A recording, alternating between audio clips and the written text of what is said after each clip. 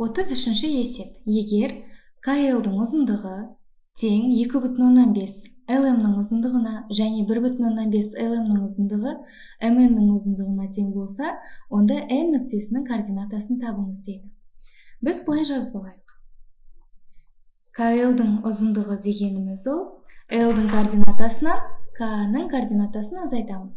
Ол 5,5 азайтылған минус 2. Ол тең 5,5 қосылған 2. Минус пен минус бізге плюсті береді. 7,5 болады.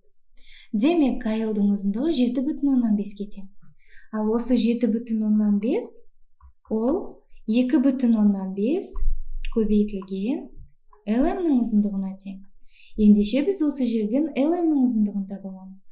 LM-нің ұзындығы 7,5 бөлінген 2,5-ке тең. Біз осыдан LM-нің ұзындығы 3-ке тең екендігін білеміз. Енді қарайық. LM-нің ұзындығы 3-ке тең болса, және бізге L-дың координаты белгілі.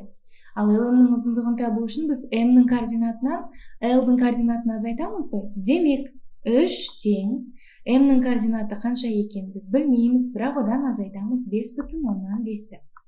Демек, M-ді табу үшін біз 3-ке қосамыз 5,5-ті.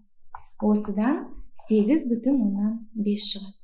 Демек, M-нің координатасы 8,5-ке тең. Енді бізге айтады, 1,5 LM ол MN-нің ұзындығына тең дейді. Ендеше біз былай жазып алайық. 1,5 LM-нің ұзындығын біз таптық, ол 3-ке тең, 3 деп жазамыз. Ол MN-нің ұзындығына тең. Ендеше MN-нің ұзындығы бізде тең болады 4,5-ке. Енді қарайық. Бізде M-нің координаты бар.